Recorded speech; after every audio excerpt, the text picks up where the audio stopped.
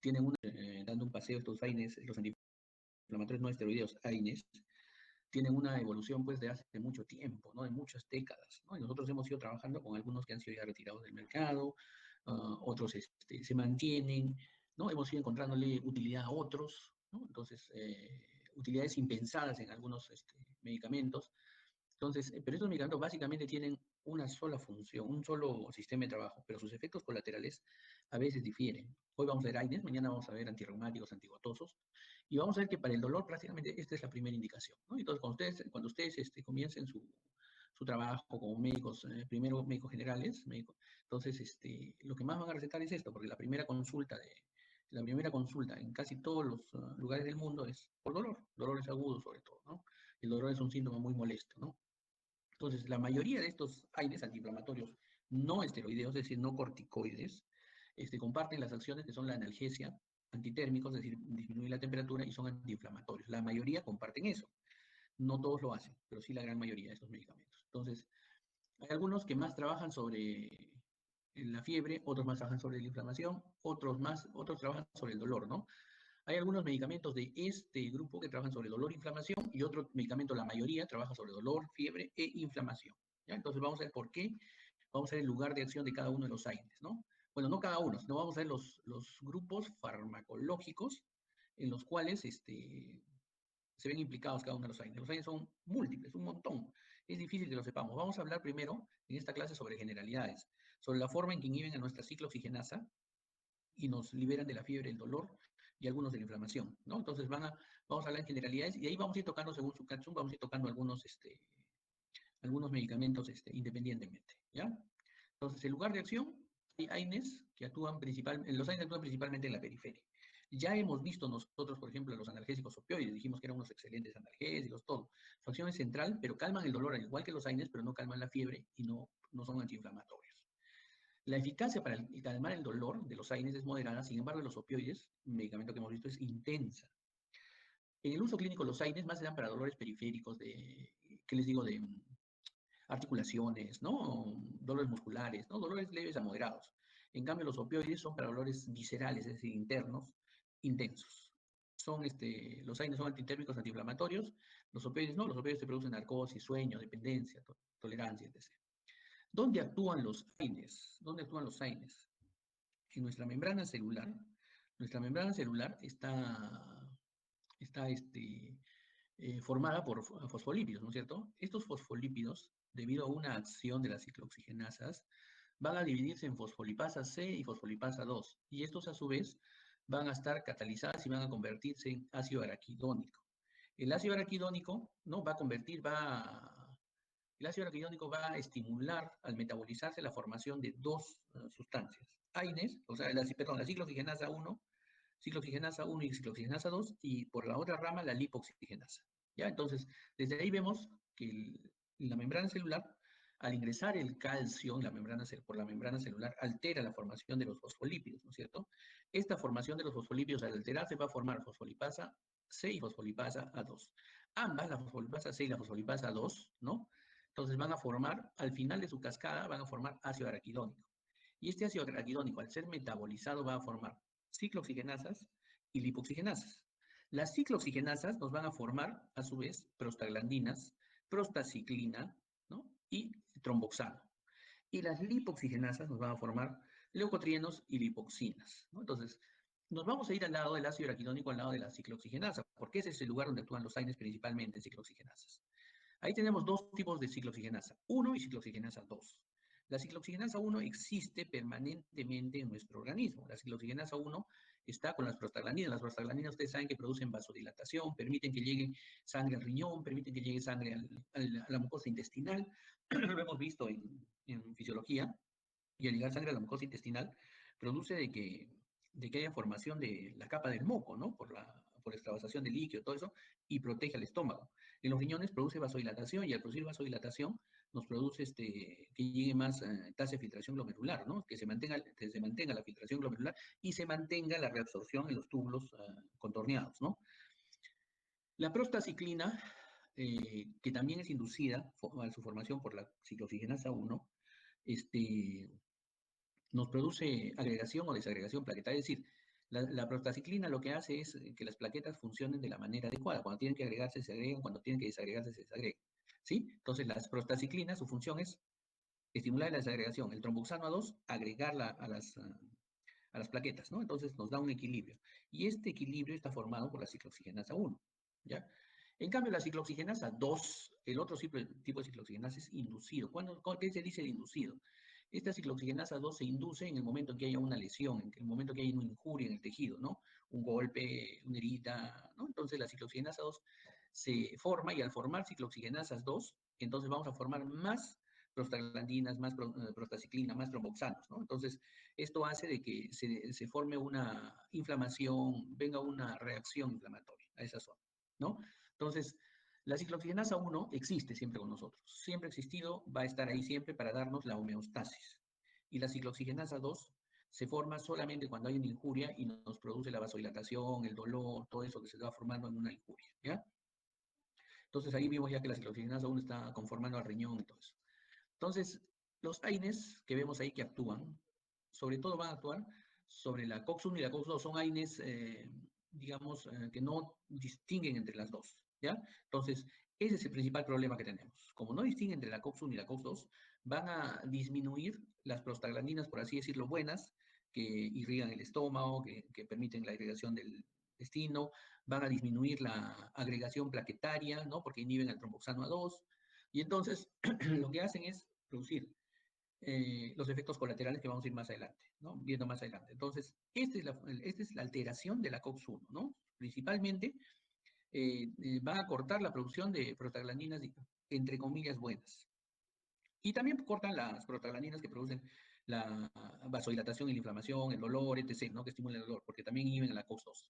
En los últimos años, se han ido utilizando, hemos utilizado medicamentos específicos para la COX-2, pero que se han visto también alterados por algunos efectos colaterales. Entonces, esa es básicamente la clase de hoy. Entonces, tenemos dos tipos de ciclooxigenasa, la ciclooxigenasa 1 y la ciclooxigenasa 2. La ciclooxigenasa 1 no inducible, siempre está ahí, es una secuencia corta y favorece la producción de prostaglandinas, de prostaciclinas y antitrombogénicos, el tromboxano A2. Como es inducible, entonces produce protección a la mucosa gástrica, porque produce vasodilatación en la mucosa gástrica, todo eso, y produce la formación de moco y la barrera mucosa, ¿no? Y también produce dilatación en túbulos renales, produciendo una excelente tasa de filtración glomerular y reabsorción. La COX-2, en cambio, solamente se produce por los tejidos inflamados, ¿sí?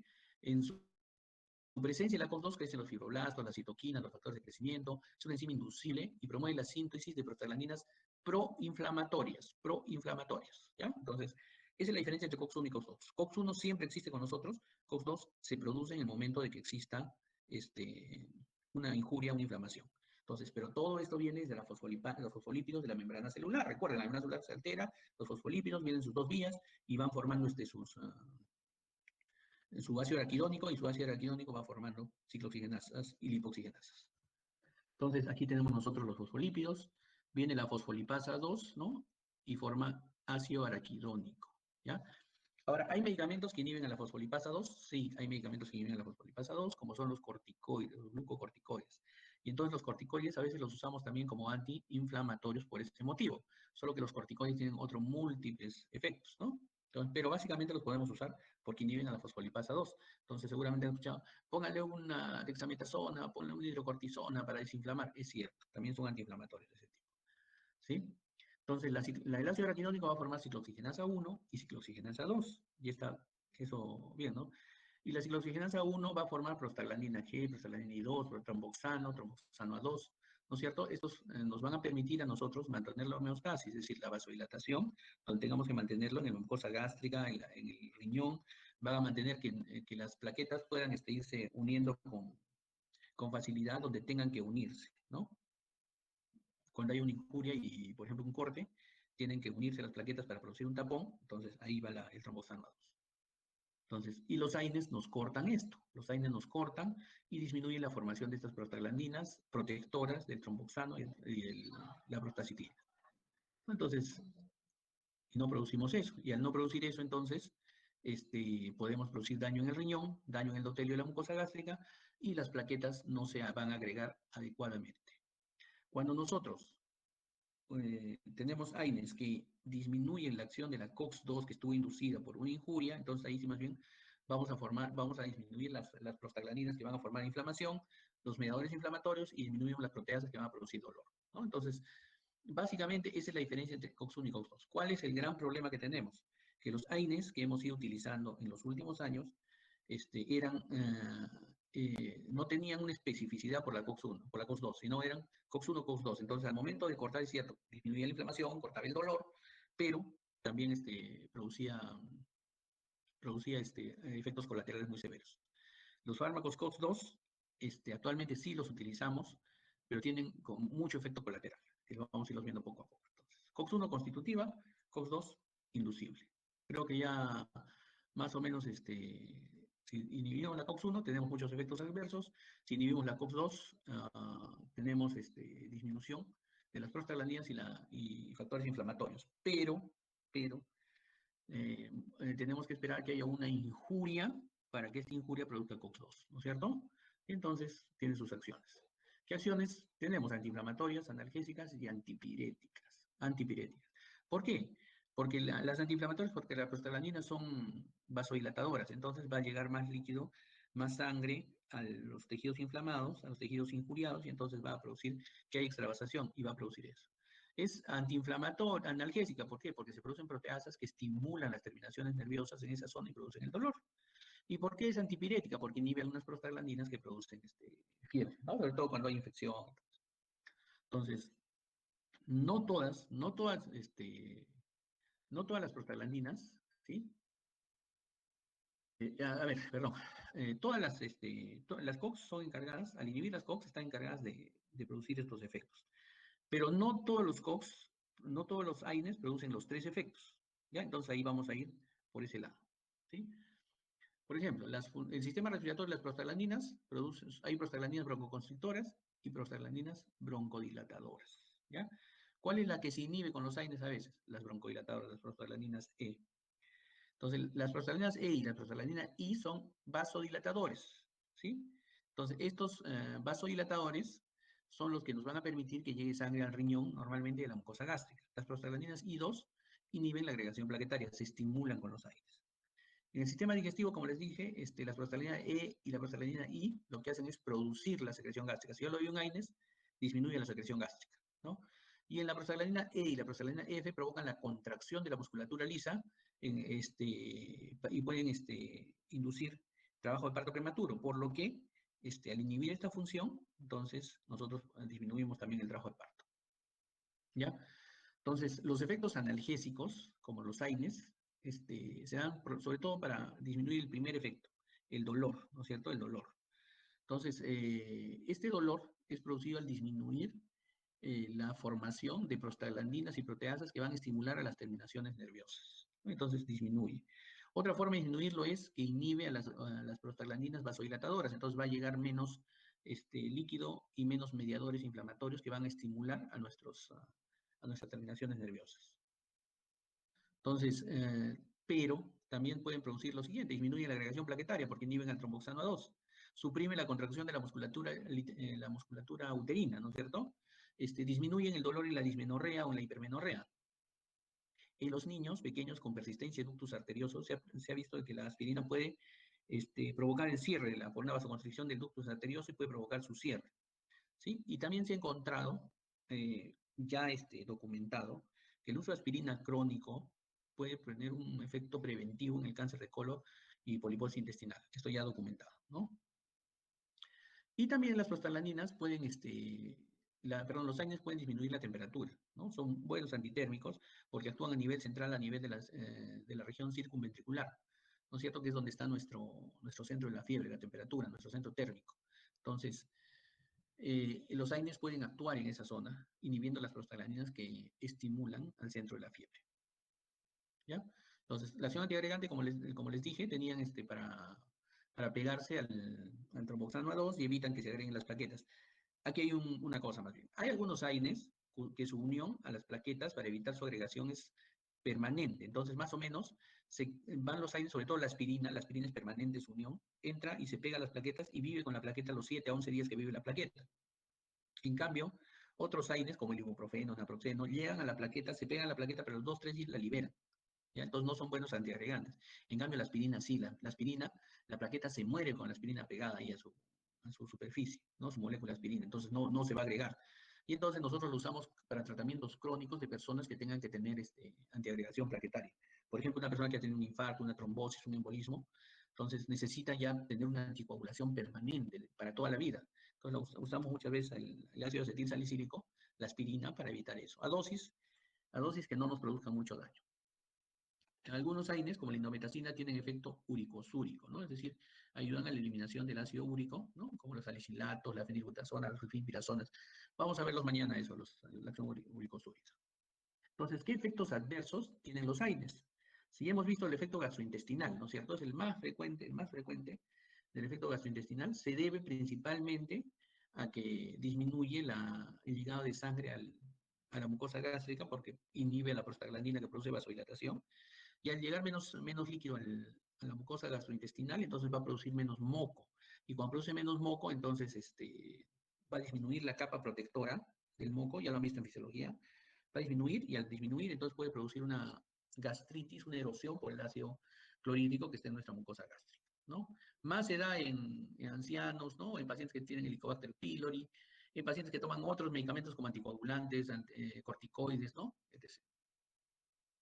Entonces, esto es el efecto que se produce en la gastritis, ¿no? Es una inhibición directa de la COX-1, ¿sí? Entonces, que disminuye el riego en la mucosa gastrointestinal, al inhibir la vasodilatación de la zona por las prostaglandinas, y entonces se forma menos moco, menos capa protectora, y el estómago va a sufrir y puede producirse una gastritis o una úlcera. En la función renal, ¿sí? Aquí más bien interviene la COX-1 y la COX-2, ¿sí? Ya saben ustedes que la función de las prostaglandinas del riñón es darle vasodilatación, que llegue más sangre al riñón, que haya un equilibrio entre la ingesta y la excreción, y que la concentración de la orina se mantenga. Entonces nosotros, cuando inhibimos las prostaglandinas que producen esta vasodilatación, vamos a producir una vasoconstricción, y esa vasoconstricción no va a llegar sangre, no va a llegar sangre a que se filtre al glomérulo, y tampoco va a llegar sangre para que irrigue a los túbulos renales. Entonces puede producirse una necrosis tubular, ¿no? Y esto va a llevarnos a una hipoperfusión, una hipercalemia, porque el riñón no funciona bien, entonces comienza a aumentar el potasio al no reabsorberse, hay una toxicidad crónica, ¿no? ¿Qué más puede producirnos de efectos colaterales los AINES? Pueden producirnos rinitis alérgicas, edemas angioneuróticos, que hemos visto bastantes, erupciones maculopapulares, urticaria, asma, shock anafiláctico, ¿no? El asma, ¿por qué? Porque producía broncoconstricción, ¿no? Al inhibir algunas prostaglandinas, broncodilatadoras. Entonces, esta hipersensibilidad se produce en 1 a 2% de los pacientes y son causadas por cualquier AINES, tienen reacción cruzada. Por ejemplo, yo he visto un paciente que hizo reacción refería una acción al naproxeno, ¿no? O sea, refería urticaria cada vez que tomaba naproxeno. Entonces, nadie le da naproxeno, le da paracetamol. Y llega a la sala de operaciones y el anestesiólogo de turno le puso diclofenaco. Y entonces hizo un edema neurótico, un shock anafiláctico, fue todo un... Bueno, que salió menos mal, pero el antecedente era importante en ese momento. Y entonces, aquí también en el hígado, ¿qué podemos ver? Elevación de las transaminasas, ¿no? Puede haber alteración hepática, intoxicación del hígado, sobre todo con el paracetamol, que es una droga, que es un AINE no clásico, que actúa sobre prostaglandinas centrales, que es más, se usa para dolor y fiebre, no tiene efecto antiinflamatorio. Sin embargo, el paracetamol, la droga más usada, porque de hecho ustedes en toda esta situación del coronavirus han visto que que hablamos constantemente del paracetamol, ¿no? No les otra cosa, no les dale paracetamol. ¿Por qué no le das los otros AINES? Porque los otros AINES pueden producir broncoconstricción y no queremos dañar más ese pulmón, ¿no es cierto? Entonces, ¿qué le damos? Paracetamol, que no produce efecto periférico, más central para el dolor, para la fiebre. Sin embargo, este paracetamol tiene un mecanismo idiosincrático, que hay unas personas que pueden dañar el hígado, ¿no es cierto? Pueden dañar el hígado y sobre todo cuando le das muchas dosis al día, ¿no? Entonces, el paracetamol no le vamos a dar cuando tiene una hepatopatía, cuando tenga una hepatitis crónica, ¿no? Entonces le vamos a dar en vez de paracetamol, le vamos a dar un COX-2 por poco tiempo. Eso lo vamos a ver más adelante, ¿ya? Entonces, más o menos esa es la idea. El diclofenaco puede producirnos también daño hepático. Entonces, como estamos viendo entonces, hemos visto ya más o menos el mecanismo de acción general de todos. Estamos viendo los efectos colaterales generales de todos. Hemos tocado aparte el paracetamol porque es un AINES un poquito diferente, ¿ya? Entonces, pero los AINES en general son varias familias. En realidad son 8 familias de AINES, ¿ya? Entonces, y estas 8 familias de AINES se dividen entre los salicilatos, el ácido acetilsalicílico, los paraminofenoles, el paracetamol, que acabamos de ver que produce daño hepático, lo vamos a ver más adelante un poquito más. Las pirazolonas, metamitol, fenazona, la fenilbutazona, en nuestro país solo usamos metamizol, la dipirona también está ahí, que no la usamos. Entonces, los ácidos propiónicos, los más conocidos, más comerciales, ¿no? Aproxeno, ibuprofeno, fenoprofeno, ketoprofeno, eso es lo que más usamos. Los ácidos acéticos, el que más usamos, ketorolaco, diclofenaco y la indometacina. Los ácidos arilantranínicos, se usa mucho el ácido mefenámico y el ácido meclofenámico, sobre todo para dolores de dismenorrea. Los oxicanes, que casi ya están saliendo del mercado a presentar toxicidad, usamos el piroxicam y el deloxicam, y el meloxicam, que es una droga que es un poco más pegada a los COX-2, al COX-2, más que al COX-1. No es selectivo, pero sí es preferente de COX-2.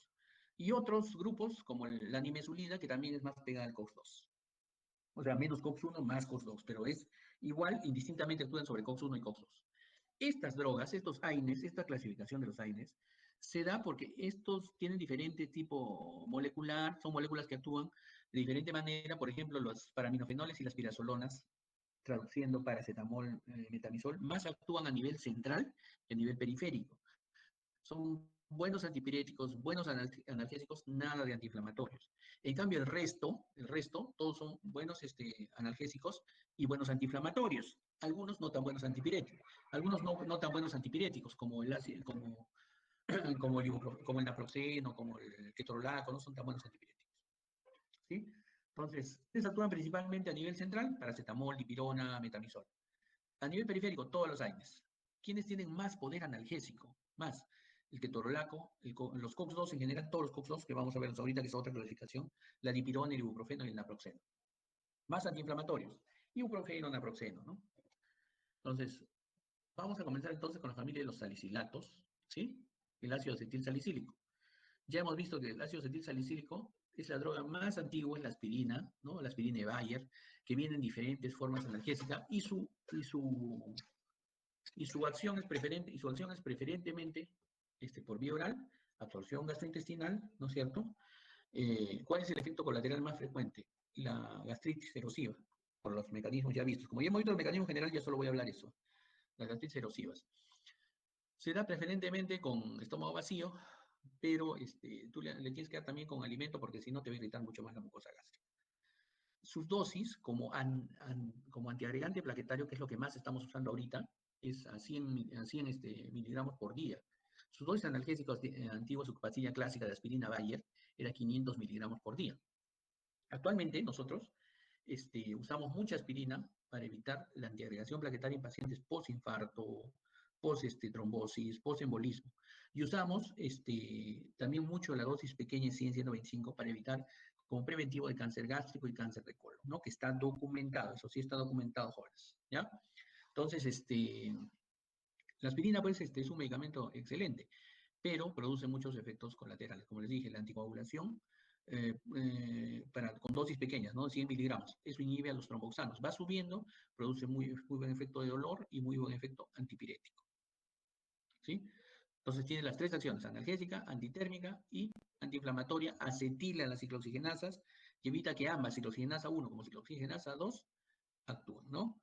En el metabolismo es un metabolismo hepático más que todo, ¿no es cierto? Fosforilación oxidativa, puede alterar el hígado y aumentar la glucosa, ¿no? Y disminuir el glucógeno hepático. Entonces, en efectos gastrointestinales frecuentes, produce gastritis, puede llegar a úlceras, nefrotoxicidad, es decir, necrosis tubular agudas. En los pulmones puede producir broncoespasmo, ¿no es cierto?, al inhibir las prostaglandinas broncodilatadoras, angioedema, urticaria. Se ha visto que puede ser teratogénico en animales, no hay en niños. No se da en fiebre en niños y adolescentes porque puede producirte síndrome de Reye, ¿no es cierto? Entonces mejor no se da. Y puede producir una intoxicación a su depósito que se llama salicilismo, cefalea, acúfenos, hipoacusia, confusión mental, somnolencia, etc. El siguiente AINE que vamos a tratar es el paracetamol, el más usado actualmente, el más usado. Si ustedes abren una revista de tratamiento de cáncer hoy día, ahorita, que haya sido publicada ayer, no va a haber nunca una revista que no tenga un artículo sobre el paracetamol con un opioide, juntos para darle tratamiento a un paciente con cáncer.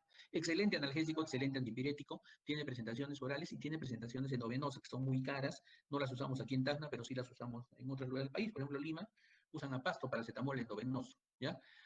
Entonces, su mecanismo de acción es inhibir las prostaglandinas de nivel central, pero también produce este efecto colateral, como les decía, eh, este efecto en que eh, del hígado, que produce necrosis en el hígado, ¿no? Entonces, pero entre sus efectos, como tiene más efecto central, estimula las prostaglandinas en el estómago y protege al estómago, ¿sí? Pero inhibe las prostaglandinas del sistema nervioso central, produciendo inhibición del dolor a ese nivel y disminución de la fiebre a ese nivel, ¿sí? Entonces no produce nada en la mucosa gástrica, no es antiagregante porque no inhibe la formación del tromboxano, no tiene efecto uricosúrico, solamente es eso. Entonces se absorbe casi por completo en el intestino delgado, tiene muy buena disponibilidad. Cuando tú le vas dando los medicamentos, se retrasan si le das con el estómago lleno, si toma con opioides o toma con anticolinérgicos. Y se absorbe muy bien cuando le das metoclopramida. Su metabolismo es hepático y al ser hepático, entonces puede producir hepatotoxicidad. Pero para producir hepatotoxicidad debes consumir más de 10 gramos de paracetamol al día. Nosotros recetamos 500 miligramos cada 8, no sé quién les ha dicho que receten así, porque es 500 miligramos cada 6, o sea, son 2 gramos al día. Pero hay adultos que se comienzan a tomar a cada rato 2 pastillas, 3 pastillas de paracetamol, se olvidan, vuelven a tomar, y esto puede producir una toxicidad hepática, ¿no? Una hepatotoxicidad que se trata atrapando la droga con otro medicamento que se llama N-acetilcisteína, ¿no? Entonces, el paracetamol se puede dar por vía oral, se puede dar por vía endovenosa, tiene muy buena biodisponibilidad, se metaboliza en el hígado, puede producir intoxicación hepática y van a producir mareos, desorientación, reacciones cutáneas, leucopenia a veces. El tercer grupo farmacológico es el formado por las pirazolonas, metamizol, dipirona, básicamente, ¿ya? Este grupo es quizá uno de los más activos utilizados. No se usa, por ejemplo, Estados Unidos, la FDA, lo ha sacado a su mercado. Ellos no usan metamizol, no usan dipirona. ¿Por qué? Porque bueno, son un poco analgésicos, pero son excelentes antitérmicos. Son muy buenos para el dolor, más potentes que el paracetamol, que para el dolor. Se dan por vía oral y se dan por vía endovenosa o intramuscular principalmente, ¿no? Sin embargo, tiene un efecto, pues, comparable al ácido acetil salicílico y muy superior al paracetamol. No producen complicaciones de hemorragia, no producen alteración en la mucosa gástrica, pero, bueno, se metaboliza en el hígado y se toma por vía oral o por vía endovenosa. Pero en Estados Unidos han hecho varios trabajos donde se ha visto que pueden producir agranulocitosis o anemia hepática. ¿Ya? Producen sobre todo la dipirona más que el metamizol. Sin embargo, como son del mismo grupo farmacológico, ambos en Estados Unidos no los quieren usar. Hay una incidencia de anemia plástica 2 por cada millón al año. Sin embargo, estas drogas no se utilizan en Estados Unidos, no se utilizan. Los ácidos propiónicos, ¿no es cierto? Nuestros ácidos propiónicos, nuestros conocidos, los más vendidos actualmente en el mercado. Ibuprofeno, naproxeno, ¿no? Entonces, poseen estos 3 efectos más bien: analgésica, antitérmica, antiinflamatoria, y también son antiagregantes plaquetarios, pero diferente a la aspirina, porque su efecto no es tan permanente como la aspirina. No se pega la aspirina al ácido acetilsalicílico, se pegaba la plaqueta y no se despegaba hasta que la plaqueta moría, 7 a 11 días. Entonces tenías que esperar que otra plaqueta se forme. Esta no. Los ácidos propiónicos se pegan a la plaqueta, pero su unión es más laxa, ¿no? Y más rápido se van liberando. Su acción antiinflamatoria es moderada, de eficacia moderada, pero sin embargo es muy buen analgésico, ¿ya? Acá tenemos, pues, como les dije, tenemos, por ejemplo, el ibuprofeno, que es muy buen antitérmico también en niños mayores de 6 meses. Las dosis, como les digo, no quiero que las aprendan todavía, ¿sí? También se usa como antirreumático, ¿sí? Puede ingerirse con alimentos para disminuir su toxicidad gástrica. Sin embargo, el ibuprofeno siempre, al inhibir las prostaglandinas, nos lleva a ese riesgo, ¿no? El tomar ibuprofeno en forma crónica puede llevarnos a una gastritis o a un problema renal, ¿sí? Entonces, puede absorberse por vía oral o también tienen ahora supositorios para niñitos, ¿ya? Se metaboliza en el hígado, se excreta por la orina. ¿Tiene efectos tóxicos? Sí, tiene efectos tóxicos, gastrointestinales sobre todo, porque puede producirnos úlceras, gastritis erosivas, ¿no? Puede producir trombocitopenias, cefaleas, mareos, visión borrosa, etc., ¿no? Retención de líquidos y edemas por la necrosis tubular que puede producir.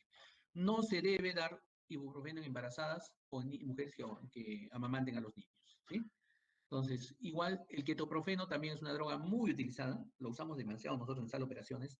No hay un paciente que entre a sala de operaciones y que no salga con su ketoprofeno endovenoso, ¿ya? Se le da por vía oral también, pero tiene buenos efectos adversos, igual puede producir gastritis, igual puede producir necrosis tubular, ¿sí? Entonces tiene sus efectos adversos igual. Los derivados del ácido acético, la indometacina, el ketorolaco, son drogas muy utilizadas actualmente. La indometacina la vamos a tratar mañana porque se usa en artritis reumatoideas y en procesos relacionados a esto.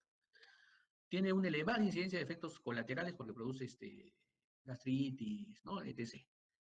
Entonces, la indometacina es muy antiinflamatorio, buen antitérmico, buen analgésico, inhibe potentemente las prostaglandinas y tiene una acción analgésica tanto a nivel central como a nivel periférico. ¿Ya? Es muy buena entonces.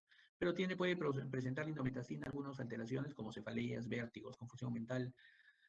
Como actúa a nivel central, mucho puede agravar la epilepsia, puede agravar el Parkinson. ¿Ya?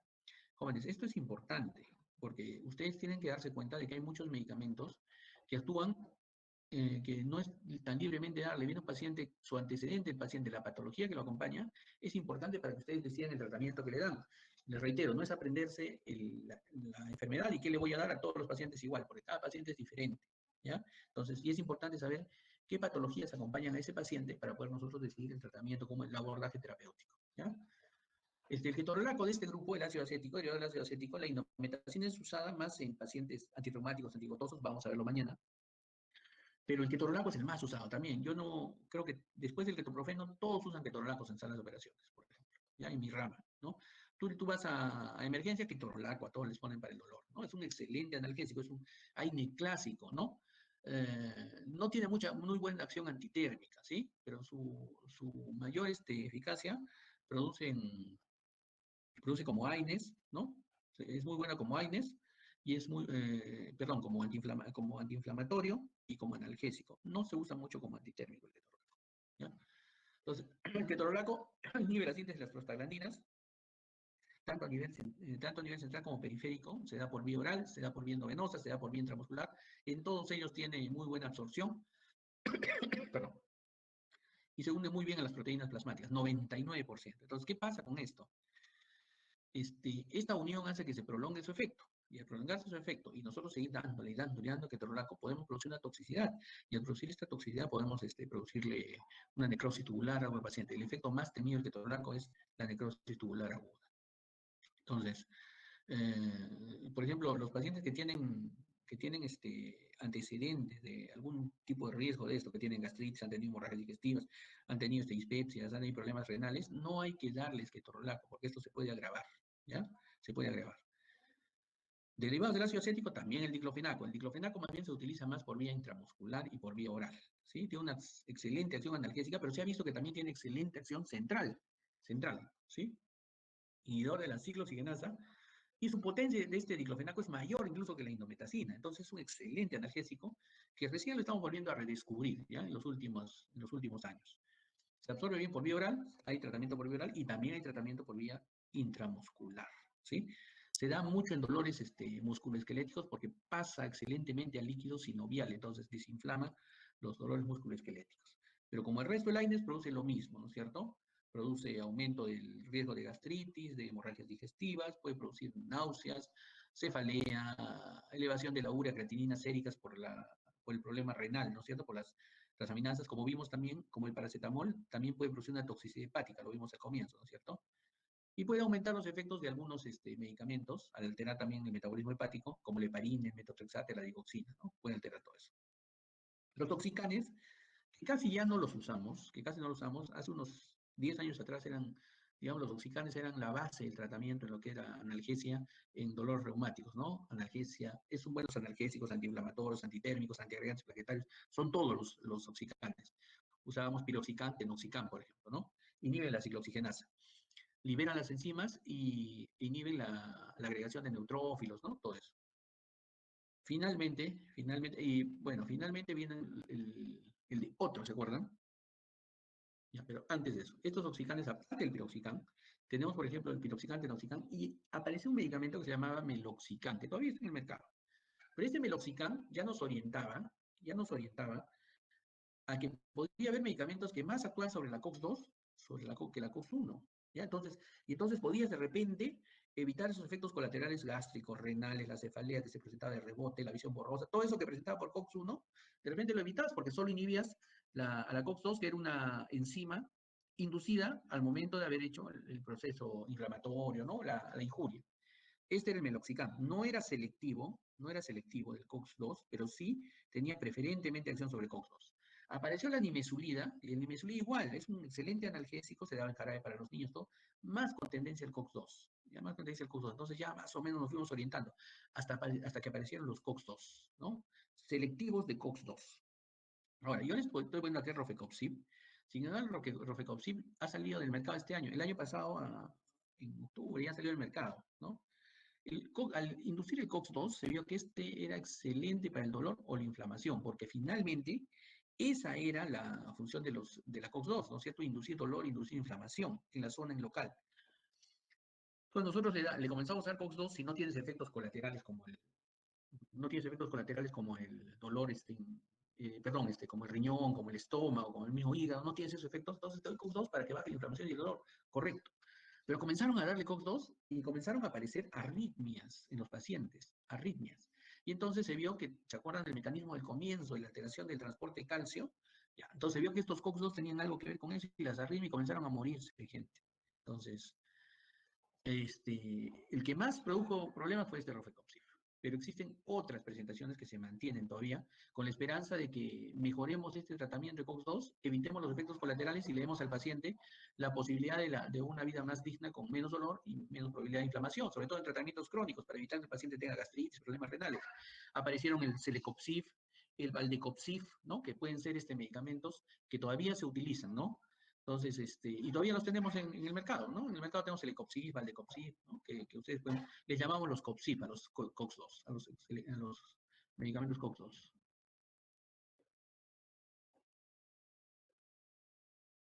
Bien, jóvenes, ¿alguna pregunta acerca de los